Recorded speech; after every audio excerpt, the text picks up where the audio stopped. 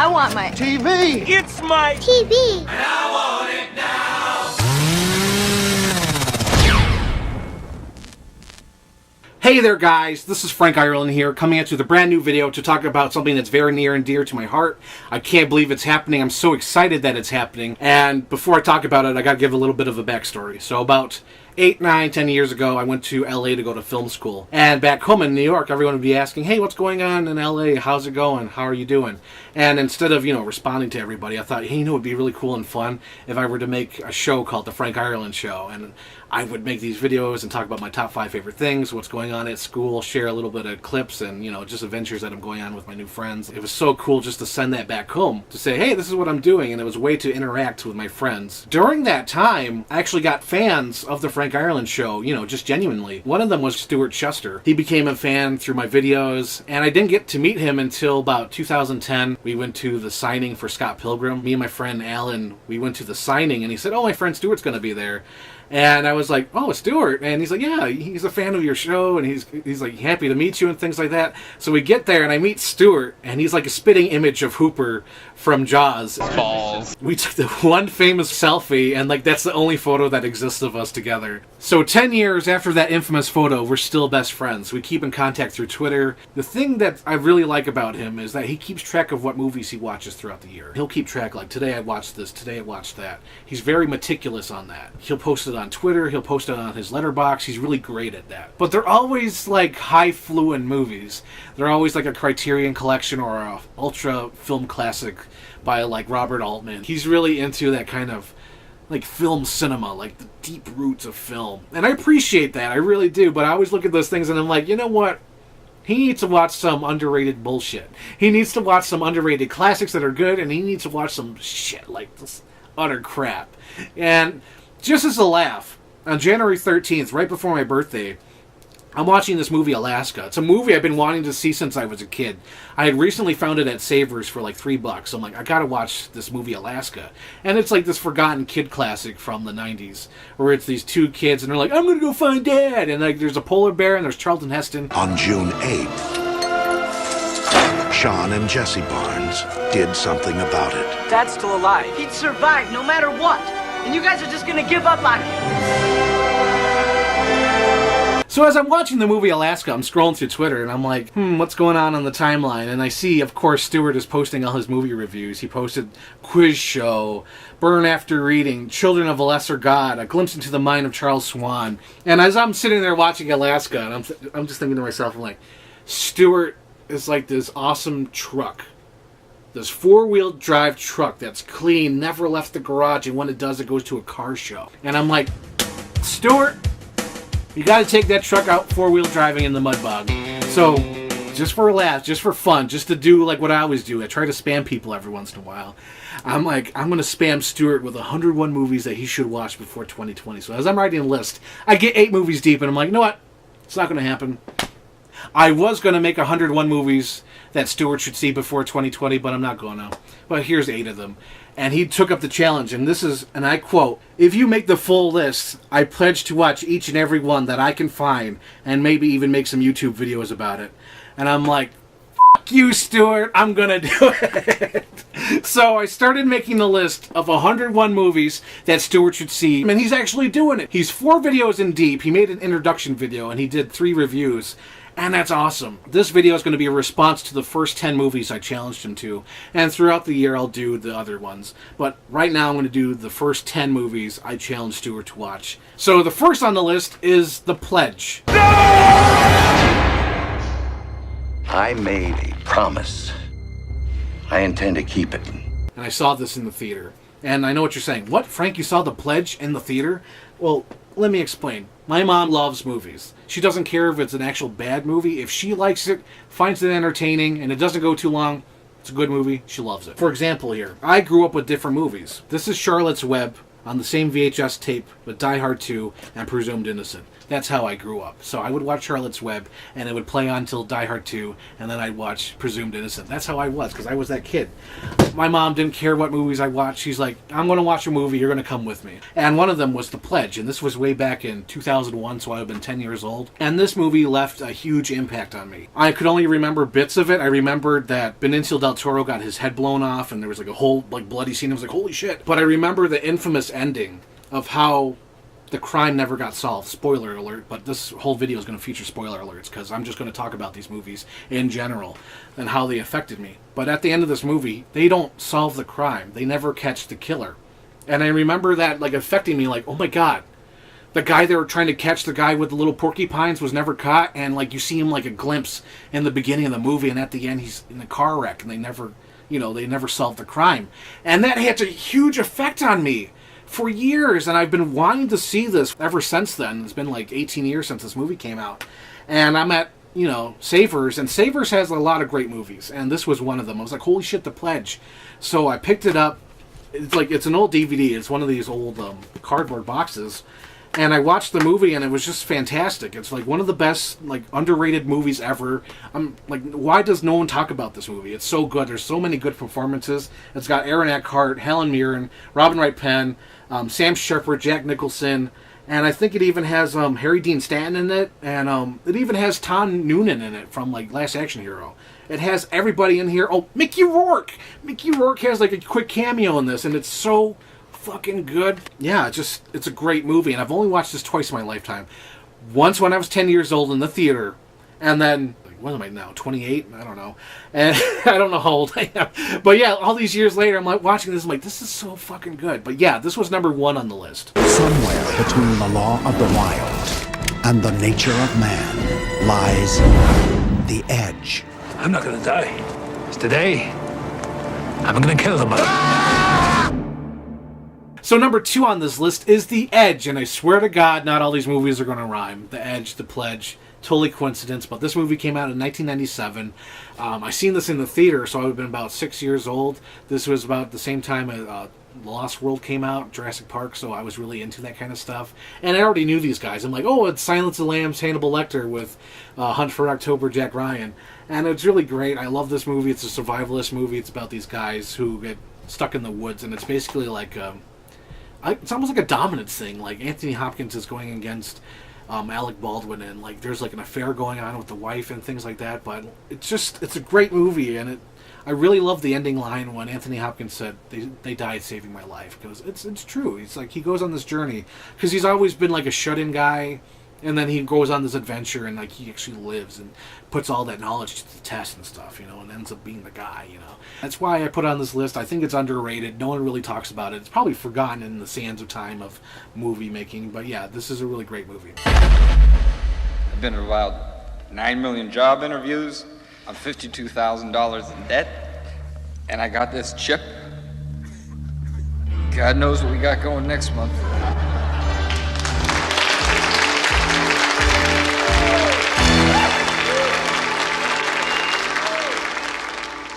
So we get to number 3 on this list. Number 3 on this list is Clean and Sober. Now, I don't own this movie. I do have a digital copy. Back in 2016, I think everybody knows this, it's the infamous Michael Keaton Batman trailer I was going to make. I rented all his movies, and I bought a lot of his movies, and so I have like a collection of Michael Keaton forgettable films. And one of them that was not forgettable was Clean and Sober. Clean and Sober really stuck out to me because I remember in an interview, one of the producers of Batman 89 was like, I remember watching Clean and Sober and thinking, that's the guy for Batman. So I was like, oh, what's Clean and Sober? So as I'm working on the Batman project, I watched Clean and Sober, and wow, fantastic movie. It's a really strong performance by Michael Keaton. It's a strong performance by Morgan Freeman. So please check that out. It's really good. Paramount Pictures presents the true story of one man who just may know for sure. They took him.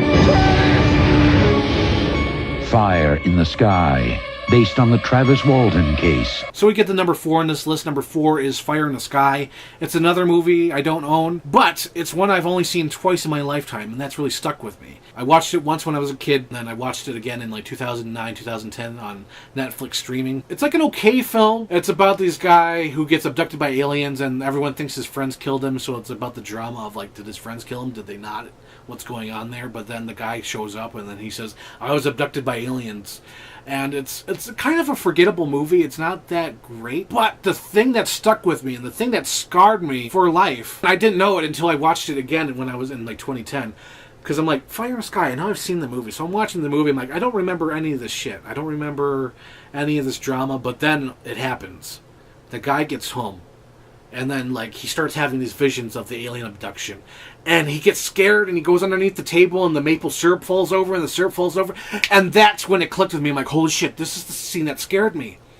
And it's like a very creepy, scary, like, alien abduction scene. And it's really well done. Just that sequence alone, it's like probably 5-10 minutes of the whole movie, but it's really well done. It's creepy. It's got the little gray aliens in there. That's the whole reason why I wanted Stewart to see this, just because of that 10-minute sequence. How a 10-minute sequence could actually make a movie redeemed. It's sort of like the opening scene of Up, where that whole 10 minutes is really good, but the rest of the movie is okay. This is the same thing. Fire in the Sky is an okay movie, but that fucking 5-10 minutes of that alien abduction and that creepy, like, the syrup scene, it's just like, ugh! That stuck with me for all these years, and it's still stuck with me to the point where I'm still looking for it at Savory's, because I want to watch it again. I want to be creeped out again by that scene, but yeah, that's the reason why it's on this list. It's because I wanted Stewart to see that scene, I want to see his opinion on it. He hasn't made that video yet, but I really want to see how he reacted to that scene, because that stuck with me.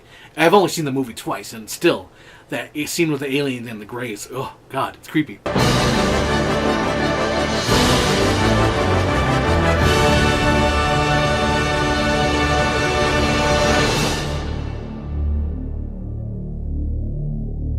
So we get to number 5! Number 5 is Cliffhanger! This was the first movie I seen in the movie theater. I was like 3 or 4 years old when this was in the theater. And I remember it specifically. I don't know if I was in a little baby carriage or whatever, but I remember the scene of Sylvester Stallone on the rope like, you're not gonna die! And then he drops the woman and he's like, no! And like, what do you know about bad times, man? Michael Rooker, oh my god. So like, this movie means a lot to me, because I always thought it was Jurassic Park. But after doing the timeline of what time the movies came out and stuff like that, it would have been Cliffhanger. Cliffhanger would have been the first movie I seen in the theater. It came out in 1993, and it's a fantastic movie, or at least I think it is. I think it's fresh off the heels of Die Hard 2 by Rennie Harlan. I think he just did Die Hard 2, and he was like doing the next movie, and it was Cliffhanger. And the music in here is kind of funny because it's just straight up stolen from Predator, and it's great. It's so great. I love this movie. I got it on Blu-ray. That's how much I love it. I was like, fuck the DVD. I got to get the Blu-ray. And the thing that really pissed me off is like a month after I got the Blu-ray, they released the 4K. I was like, what? You motherfuckers. They always do that to me. But yeah, I love Cliffhanger. It's a fantastic movie. It's adventure-filled. John Lithgow is so good in the movie. He's so over the top. Insulin. Would you think of that? Oh my god, John Lithgow is so good in that movie. But yeah, Cliffhanger is number 5 on the 101 movies that Stewart should see. I just don't want to hurt no more. This is the dance! Beyond the mat. I think we touched a lot of people, if you don't mind me saying. So number 6 on this list is Beyond the Mat. Now, I'll admit, I have not seen this since 1999 when I was a little 8-year-old kid in the theater.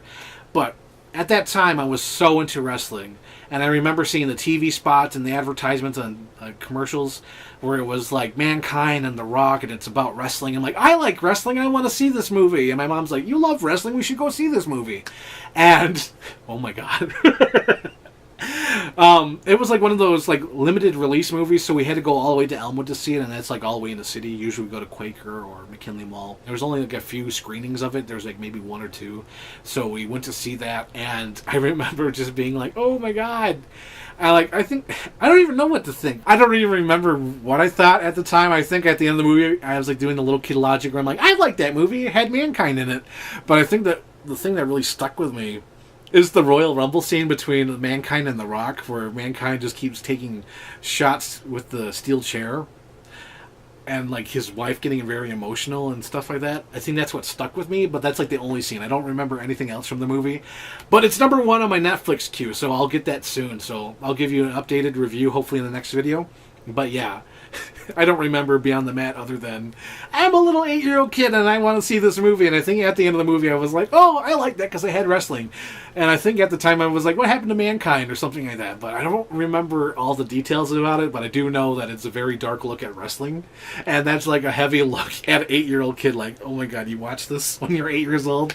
But yeah, that's why it's on this list, just because it's Beyond the Mat. Why? It has to be on the list. It has to be. What the hell you white boys doing up here anyway? Go. It's all about gold. Trespass. So number 7 on this list is Trespass. Oh my God, Trespass! Trespass! I'm so excited about this. Okay, so clear your mind. It's the 90s. It's not a Blockbuster. It's not a home video. It's like a rinky-dink mom and pop video rental place. You're going through the aisles. You're me. And you're that little kid who's like, I'm not afraid. And you're going through the horror movie section and you're trying not to cover your eyes, but you end up covering your eyes because you're looking at the horror movie covers and they look so scary. Like Evil Dead 2, what the hell is that? Army of Darkness, what's with that poster of him on the car? What kind of movie is that? And then you see like the Pulp Fiction poster. It has Uma Thurman on there. And you look at all these different VHS tapes. You got that mechanical dog. I don't even know what the hell it is, but it has that mechanical dog on it. And you got all these movies out there. And then one of the posters, black and blue, and it has red letters on it, and it says Trespass, and it has guns, gold, AK-47, and it says they all came to the wrong place at the wrong time. It's got Bill Paxton, you know him from Twister, and it has the guy from Die Hard 2, William Sadler, and you're like, what is that movie? I want to see it. But since you're a kid, you can't really rent that movie, you know? So, all these years, I've wanted to see that because that image has always stuck with me. That the cover, the poster art for Trespass, where it has like all the cast on top, and it's like mysterious. You don't know what the fuck the movie is. Is it about drugs? Is it about gang violence? What the fuck is it about? So, cut to fucking 25 years later. Shout Select releases this on Blu-ray because for years this movie was out of print on DVD. Shout Select released the Blu-ray last year, and they have like all these new making ofs, and they cleaned it up. I'm like, holy shit, my time has come! My time has come to watch Trespass. So I put it in, and oh my God, what a fucking underrated classic. It's like in the vein of the Sierra Madre, but taking place in 1992 in like the Bronx or Harlem or whatever. But it's about these two firefighters that are in the middle of a fire, and there's this guy with a gun who's like, here, take this map, it'll take you to the gold that I stole, and he shoots himself, and like the place is going down, so they get out, and they're like, hey, we should go to this building, you know, and they have to go all the way to New York City, because I think they live in like Ohio or some shit, Cleveland, and they go all the way there, and they try to find this gold. Meanwhile, there's this fucking gangster shit going on at this abandoned building at the same place that they're at. And like there's the bum there, and the bum is also from Die Hard 2, coincidentally. And all the shit goes down. You got Ice-T and you got Ice Cube in it, and it's so fucking cool, and it feels so modern. Because like there's a scene where there's the scenes that are filmed with a camcorder, like ahead of its time. And I say it's like a modern version of the Sierra Madre because it's about guys who end up killing each other just because they're fucking greedy and they want to have that gold, and it's so good. And I found out through the behind the scenes stuff that it's written by Bob Gale and Robert Zemeckis, and they wrote the script before Back to the Future and all the movies that they became famous for. And like it got shelved, and then they finally made it into a movie in the 90s, and they had to update it for a few things, but it was so good. Like Trespass, it's like, oh my God, I'm so glad to finally see this. I'm so glad to finally own a Blu-ray of this. But yeah, I love Trespass, and it all started just because I was a kid going through those aisles, like, oh, horror movie section, or what's this kind of movie, or what's that? Oh, look at that, it's the Pulp Fiction poster, and like, oh, it's Trespass. What's Trespass? And all these years, finally be able to watch it. I just love this. So I would highly recommend this movie. The Stuff. You have been warned. So number 8 on this list is The Stuff. Now this one is not really a personal favorite. It doesn't really have an emotional bond to me, but it's one of those ones that always kept popping up. Whenever I looked up horror movie list, or whenever I listened to horror podcasts, The Stuff always came up. Oh, yeah, The Stuff. Oh, yeah, The Stuff. Yeah, I remember The Stuff. And then like the thing that finally hit the nail on the head is I watched a show called Dead Meat Podcast. It's hosted by Chelsea and James. Like, they're this little cute couple that live in LA, and they're like, hey, we talk about horror movies and get scared and stuff, and they talk about this, and they talked about the stuff, and I was listening to the review, I'm like, I gotta watch this movie. I've been hearing about it everywhere, so I gotta watch it. So I watched it, and it just starts right up. There's no opening title, there's no, like, credits or whatever. It just got, like, the movie starts. The movie's starting, and it just keeps going. And, like, there's no real, like editing, like, form of editing. It's just, like, rough cut. And, like, they didn't have enough time, or maybe they just, like, fuck it, we just gotta release it. But it just seems so rough, you know? And it's one of those movies that's like, why did they talk about this? But there's a few good cheesy lines in there, and there's some good practical effects in there that are really good. But yeah, it's an okay horror movie. I would consider it a cult classic. I think there's people out there that really love that movie. But yeah, I thought it was okay. But it was one of those ones that just kept showing up on my list. So I'm like, I gotta watch it at some point. And I'm like, I gotta just shove it on to Stewart. Stewart, you gotta see this shit. See it. Tell me what you think of it. Make a video review of it. Tell me what you think. You know, just what do you think of it? Because it's just one of those ones like, I just want someone else to see it. It's like a curse. It's like, I don't want this. Here, take it. Go check it out. But yeah, that's all the stuff to me. It was alright. It's okay. I got entertainment out of it. But yeah, that's what the stuff is to me. So let's get to number 9 on this list. Number 9 is Moby Dick, starring Gregory Peck. It came out in 1956. It's directed by John Huston. Of course, I did not see this in the theater, and I never owned a Blu-ray until about a month ago. But the reason why it's on this list is because I grew up with it. It was one of those infamous movies that was recorded on the gray tape by my mom. I was so young at the time, I could not read, so my mom actually had to draw a shark on here to say, hey, if you want to watch Jaws 2, there's a shark on there. So it says Jaws 2 and Moby Dick. And she even drew a little shark on the side here. But yeah, it was one of those movies, and it means a lot to me, and it's so good to me that I can't even watch any other Moby Dick interpretations because I think Captain Ahab is like Gregory Peck. It's almost like Jack Ryan. Like, Alec Baldwin is my Jack Ryan. I can't imagine anyone else in that role because it's just hard. I can't see it. So, like, Gregory Peck is my Captain Ahab. He's on the picture in the back here. But yeah, I love the movie so much. And of course, John Huston will show up later on this list in the future video. A fight to the death. Nolan! Between the two most dangerous animals on Earth. What in hell are you? Man and Orca.